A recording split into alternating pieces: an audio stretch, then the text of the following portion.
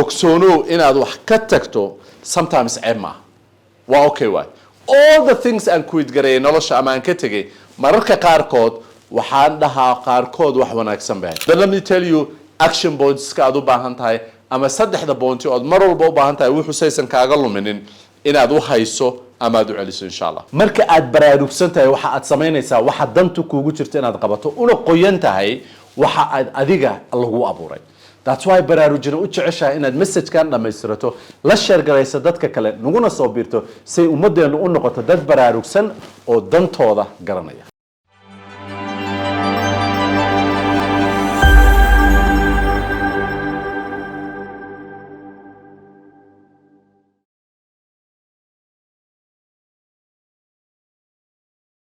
بسم الله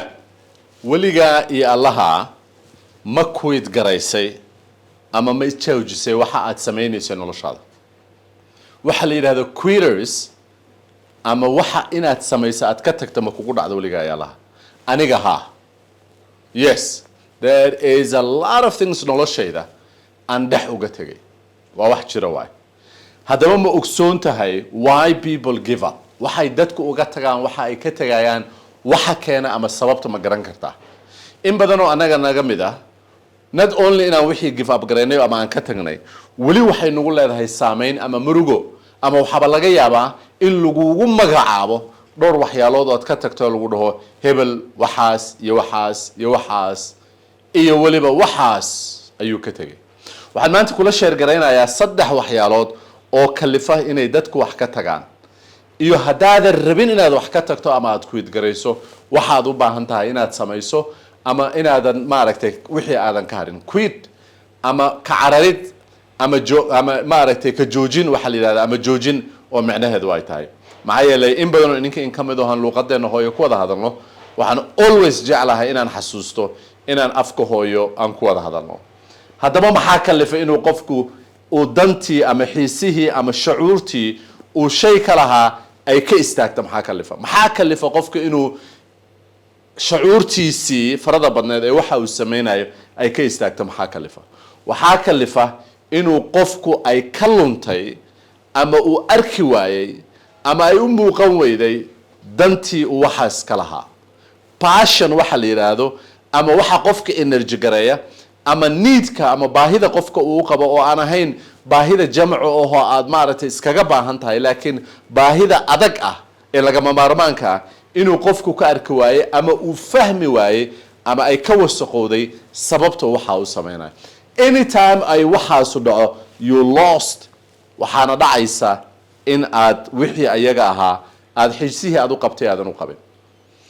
haddaba saddexdan waxyaalood waa inaad mar walba ogsoon tahay waxa aad ka tagto kama aadan tegina waxaad uga tagtay passionkii ama energygii ama dantii aad ka lahayd inaad garan weyday waxaad uga tagtay sababtii iyo waayigii inaad garan weyday waxaad uga tagtay needkii iyo baahidii aad u qabtay inaad garan weyday daaris wuxuu qofku wax uga tago marka ay taas dhacdo talabaad baa dhacaysa waxaa dhacaysa rumaysigii ama aaminidii aad waxaas aaminsanayd ama beliefkii aad waxaas aaminsanayd inuu drop gareeyo oo booskii uu joogay uu ka dhaco macnaheeda aad tahay haddaad 8 ama 7 aad joogtay 3 iyo 4 inaad noqoto oo wixii falaxdii iyo energygii iyo tabartii aad u haysay ay hoos kaaga dhacaan then maxaa dhacaya marka waxaa dhacaya inaad la kulanto ama aad dareento daal uusan qofku daali jirin ama anaad dareento daal inaad dareento oo wixii xiisihii iyo daalkii ay kugu dhacaan intaasa waxay kaliftaa qofka bini'aadanka inuu ka tago inuu stationkan ka tago oo stationkan tago inuu hawshan ka tago oo hawshan tago haddaba haddii aadan rabin wax inaad ku widgarayso ama aad ka tagto waxaad u baahan tahay inaad ogaato saddexdan waxyaalood oo action ka noqon doonto balaakiin intaana kuu sheegin ogsoonow inaad wax ka tagto sometimes ceeb maaha waa okay waay all the things aan ku widgarayay nolosha ama aan ka tegay mararka qaarkood waxaan dhahaa qaarkood wax wanaagsan baan yes there are some of the things oo ama aad yaraan uga tagtay ama aad aqli yara uga tagayso ama aad markaas information dhammaystiran ama hawl dhammaystiran aadan haynin ama business ha ahaado ama qorshe kale oo nololeed ha ahaado yes waa jirtaa ma aha wax kastood ka tagto inaad si sax uga tagtay maxaa yeelay ibni aadan baa tahay waxaa tahay qof qaldami kara laakiin waa inaad ogsoonaata waay waxaas waxaa lumay passionkii waxaa lumay sababtii waxaa luntay needkii oo aad u baahan tahay inaad mar walba ogaato markay taasu dhacdana aaminidii aad waxaas aaminsanayd baa yaraanaysa kadibna xanuunkii aadan dareemi lahayn baa dareemaysaa why boxerka markuu dagaalka ku jiro ama feer ku jiro uusan u dareemaynin feerkaa ku dhacaya ee uu ugu dulqaadanayo because waxaa jira wax uu baahi u qabo uu rabo inuu gaaro guul buu baahi u qabaa inuu gaaro that's why iligiisoo faniinaya wejigiisoo jeexmaya asoo dhiig baxaya uu sameynaya waayo askarigu asagoo og inuu dhimanayo uu dagaalka u galaa asagoo dhaawacmaya ama dhaawaca uu weli u xasuustaa saaxiibadiis because waxaa jira baahi ama sabab aad iyo aad u weyn oo uu aaminsan yahay oo uusan xanuunkaas dareemin taas markay lunto that's when you becoming a quitter and that's waxaad noqonayso inaad dantii iyo interestigii aad ka lahayd ee ka goda hadda let me tell you action pointska aad u baahan tahay ama saddexda pointi ood mar walba u baahan tahay wuxuu saysan kaaga luminin inaad u hayso ama aad u celiso insha allah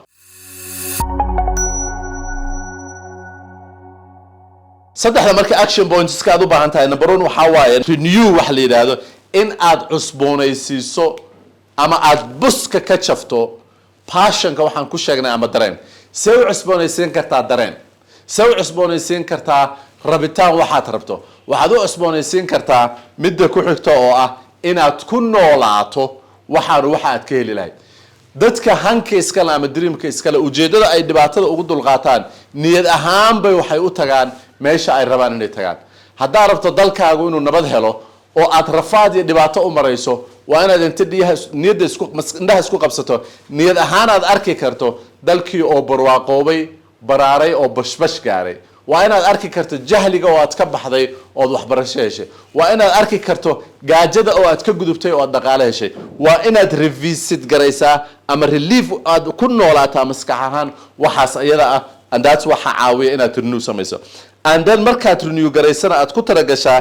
in aad make it garayso ama aad samayso stepskaas aad u baahan tahay si uu reality kuugu noqdo reality ahaan inaad u dhaqanto micnaheeda ay tahay wasakha dhaqiddu waxay u baahan tahay